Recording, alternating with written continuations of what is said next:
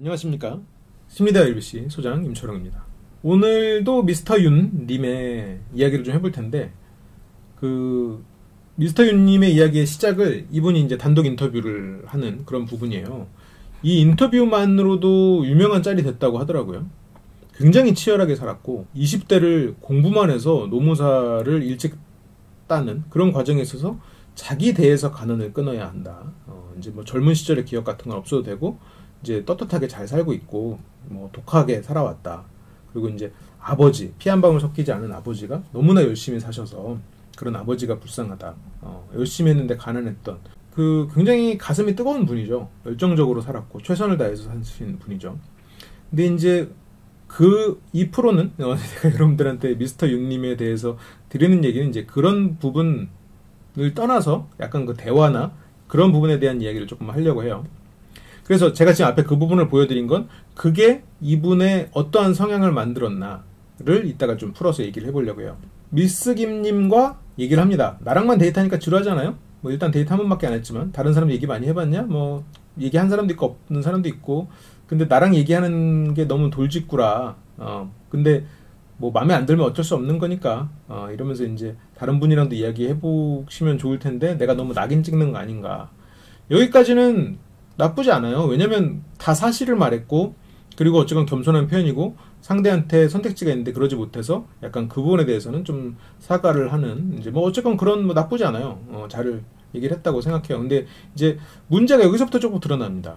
저를 보시면 알겠지만 눈치가 좀 빨라요. 근데 지금 눈치가 그렇게 빨라 보이지는 않았었거든요. 그러니까 미스터 윤님이 기본적으로 눈치가 느린 사람이냐? 그건 아닌 것 같아요. 이렇게 뭔가 일을 하거나 어쨌건 자기가 이런 직원들을 대하거나 학창시절을 보낼 때 그럴 때는 굉장히 눈치가 빠르고 다른 사람들의 마음을 잘 읽었을 것 같아요. 근데 스트레인저를 본 시청자들 입장에서는 저 말이 조금 이해가 안 되죠.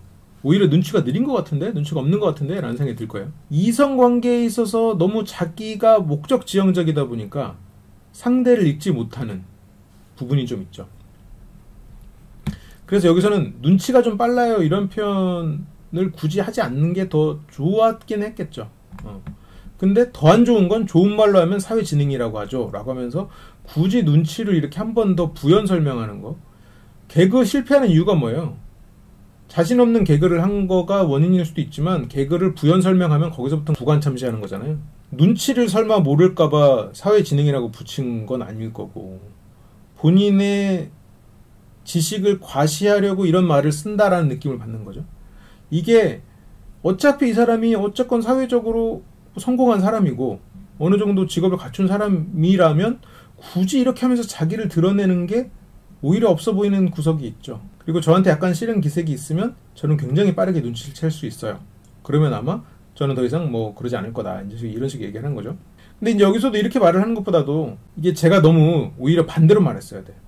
제가 원래 눈치가 좀 빠른 편은 굳이 말하면 빠른 편에 속하는데 제가 너무 이게 마음에 드는 분을 만나다 보니까 좀 눈치 없이 구는 면이 있는 것 같아요. 근데 제가 눈치가 있는지 없는지 약간 스스로 모를 정도로 좀 행동하는 것 같은데 만약 너무 부담되시거나 제가 행동이 좀 무례하다고 느끼시면 좀 그거에 대해서 좀 눈치를 주시거나 아니면 얘기를 해주시면 제가 정말 완전히 자제를 하는 방향으로 좀 노력을 해보겠습니다. 정도가 차라리 나았던 것 같아요. 이게 좀 낫지 않았나 생각이 들어요. 그러니까 이제 그 이유는 제가 한 말은 내 과시가 없었지. 뭐 눈치라고 하죠. 제가 눈치가 되게 빨라요. 아니면 뭐 사회지능이라고 하죠. 이런 말이 없었단 말이죠. 이제 그런 부분을 좀 내려놔야 돼요. 약간 인정받으려는 거, 자기 과시 이런 부분을 조금 내려놔야 되는데 이제 그게 필요했던 시절을 지나다 보니까 이제 그런 게 남아 있긴 하겠죠. 미스 김님이 좀 차분하게 또 얘기를 합니다. 저는 신중한 편인 것 같아요. 그러니까요. 이제 신중해야죠. 그래서 여기서 이제 미스터 윤이 그 얘기를 못 알아들었죠. 다시 이제 좀 부연 설명을 합니다. 못 알아들었다고 판단을 하고. 왜냐면 이제 신중해야죠 라는 말 자체로는 전달이 안 된 것 같아서 생각하고 말로 하는 것도 그렇고 행동으로 옮기는 것도 그렇고 그래서 좀 답답해 보일 수 있다. 이제 당신이 생각하는 속도랑 이제 좀 잘 안 맞는다고 생각할 수 있을 것 같다. 라고 얘기를 했죠.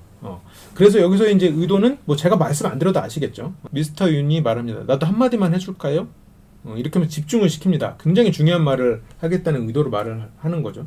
어차피 말을 할 거면 굳이 이런 식의 언급은 약간 가르치는 태도로 보는 사람들이 많기 때문에 굳이 쓰지 않았으면 하는 표현이긴 하죠. 내가 한마디만 할까? 그래서 아니라고 하면 안 할 거예요? 아니? 라고 하면 안 할 거 아니잖아. 내 인생 자체가 거의 기다림의 미학이었어요. 좀 약간 자기애가 느껴지죠. 저는 좀 기다리기에 많이 기다려온 경험이 많아요. 그래서 기다리는 거에 익숙한데 이런 정도의 표현이 나왔겠죠. 인생 자체가 뭐 어떤 미학이다 이런 표현은 굳이 따지자면 어떤 느림의 미학이라는 책을 오마주한 하나의 단어를 썼다라고 뭐 생각할 수도 있겠지만 뭐 그렇게까지 뭐 생각하면서 상대에게 자기의 어떤 걸 과시할 필요는 없죠. 네. 그러니까 너무 과시한다는 느낌이 들면 안 돼. 내가 가진 게 없는 사람이고 내가 부족하면 자꾸 과시해서 뭔가를 어필하고 상대한테 각인시켜줘야 되는데 둘만 있잖아요. 그러면 굳이 뭘 과시하고 이럴 필요 없이 자연스럽게 말하면서 마음을 전하는 게 더 낫죠. 그리고 여기서도 이 말이 굉장히 상대에게 안 좋은 인상을 주는 말인데 좀 어려운 말이지만 카이로스라는 말이 있다. 근데 카이로스라는 말을 모르나? 모르는 사람도 있겠죠. 근데 카이로스 정도는 실은 흔하게 쓰는 말이란 말이죠. 어떤 기회라는 말로도 쓰고 시간이라는 말로도 쓰고 그리고 카이로스라는 신의 모습을 묘사한 그런 칼럼도 많단 말이에요. 내가 쓴 칼럼도 있어. 공공적으로 쓰진 않았으니 공식적으로 쓰진 않았으니 찾아보지 마시고요. 저건 내 책에도 나오는 말이에요. 그러니까 어떤 면에선 굉장히 흔하게 인용하는 말이에요. 많은 사람들이 아는 말이야. 기회, 때 이렇게 이제 쓰는 단어이기도 하지만 신의 이름이기도 한단 말이죠. 그러니까 알만한 사람은 알아. 근데 상대가 모른다고 가정을 해버리죠. 어려운 말이니까. 이런 어려운 말은 나만 알아. 그러니까 넌 모르겠지? 내가 알려줘야 돼. 그 마음이 깔려있다고 지금. 그걸 느낀다고요. 그러니까 진짜 모르고 배우고자 하고 막 그런 이 사람을 막 지적으로 완전히 딱 떠받들고 있는 아는 게 없는 사람이라면 이런 말이 통할 수도 있어요. 근데 이 나이대의 여성이든 남성이든 저렇게 말하면 뭐야 지금 누구 어떤 사람들을 만나왔기 때문에 이걸 어렵다고 말하면서 하는 거지? 자기랑 동급의 사람은 지금 같이 이렇게 친구로 지내본 적이 없나? 라고 생각하는 거죠. 아, 지적 능력에 대한 오만함이 대단하구나. 자기의 지식에 대한 오만함이 대단하구나. 라는 느낌을 주죠, 실은. 그래서 그렇게 좋은 표현이 아니에요.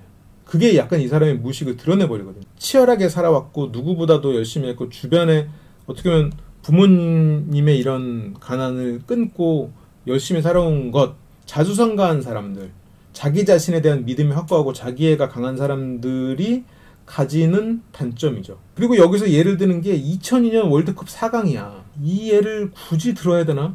그런 생각이 들죠. 이 방송이 나간 게 2020년이에요. 야, 저 어떤 딱 뭔가 성공의 그런 것을 굳이 18년 전에 그것도 심지어 축구 좋지 않은 예시죠. 상대를 배려하지 않은 예시지. 상대가 그러니까 축구를 그 당시에 한국 국민이라면 다 축구에 열광했지만 그때뿐이었을 가능성이 크죠. 축구를 좋아하는 여성은 물론 있죠. 없다는 건 아니야. 근데 이 사람이 축구를 좋아하는지 아닌지 모르는 상황에서 굳이 저 예시를 드는 건 너무 자기중심적인 사고를 하고 있는 사람일 가능성이 크거나 아니면 그 또래 남자들하고만 얘기를 해봤을 가능성이 크거나 이성에 대한 이해가 부족한 사람으로 비치죠. 벌써 여기서 지금 2020년에 2002년 얘기를 하고 있으면 20년 전 이야기인데 그때 상대가 10대 중반이에요. 그 예시가 별로 안 와닿지.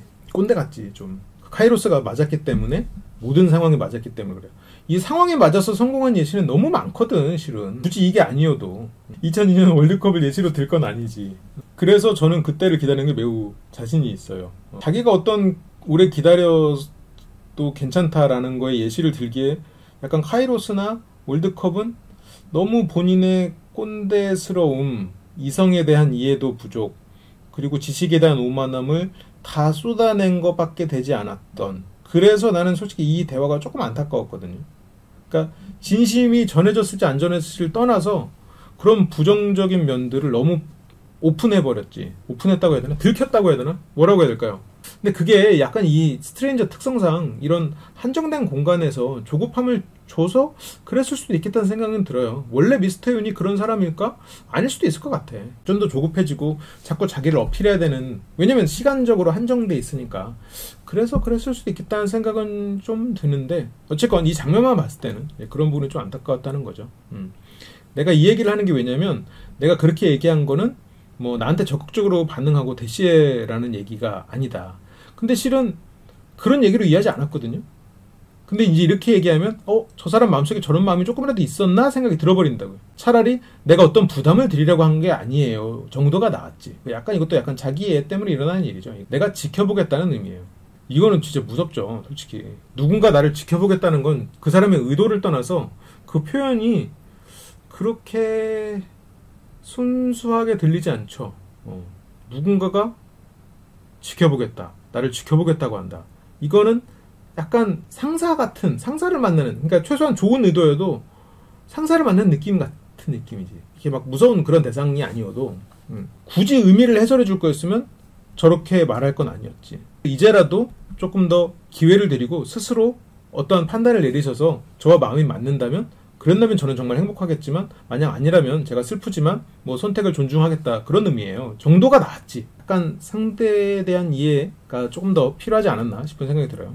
여기서도 조금 말실수를 했는데, 내가 마음이 들어서 이 사람과 연인이 된다? 그거는 인생에서 극히 일부예요. 그건 사실이지. 실은 연애가 인생으로 따지면 굉장히 일부죠. 그건 뭐 사실이야. 그런데 어쨌건 지금은 연애하고 결혼하고자 만난 사람이고, 이 내 앞에는 그걸 어쨌건 목적으로 한 사람이잖아요. 그 스트레인저라는 프로 자체가 그걸 목적으로 온 사람이잖아요. 그러면 그 상황에 맞는 말을 해야죠. 이게 인생의 극히 일부니까 이건 중요하지 않은 일이야. 나한테는 이건 중요하지 않아요. 지금까지 실컷 적극성을 띠고 최선을 다하는가고 하지만 상대 입장에서는 뭐야 이렇게 되는 거예요. 물론 미스터 윤님 머릿속에는 나는 인생을 최선을 다하는 사람이기 때문에 극히 일부야라는 말을 했겠죠. 근데 상대가 느끼기에는 좀 이 사람 말이 오락가락하네 라고 느꼈을 수도 있는 거예요. 그것보다 더 중요한 인생의 순간, 더 힘든 순간도 나는 때를 기다려왔어요. 근데 그런 건 하나도 어렵지 않았어요. 지켜보는 건. 그래서 약간 여자분이 인터뷰 때 이 프로그램이 진짜 재밌는 것 같다 라고 하면서 약간 막 진짜 재밌는 것 같다 뭐라고 설명을 못하죠. 약간 왜냐면 너무 표현이 좀 익숙한 표현을 쓰시는 분은 아니니까, 미스터님이. 모르겠어요. 원래는 굉장히 스마트하고 센스 있는 말을 하시는 분일 거라고 난 생각해요. 왜냐면 이분이 그렇게 막 재미없고 꽉 막힌 타입은 아닌 것 같거든요, 원래는.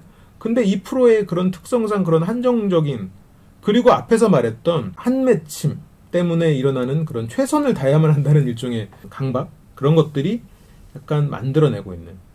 그래서 약간 조금 그게 과할 때는 오만함으로 비칠 수도 있는 거고, 자기의 생각에 대한 확고한 믿음, 이제 그렇게 이제 풀어나가는 것들이 좀 이런 실수를 만든 게 아닌가, 이런 생각이 듭니다. 그리고 이제 이 다음에 가장 유명한 장면인 감자윤이라는 별명을 만든 장면이 나오는데, 그거는 이제 뭐 다음 시간에 좀 풀어보기로 하죠.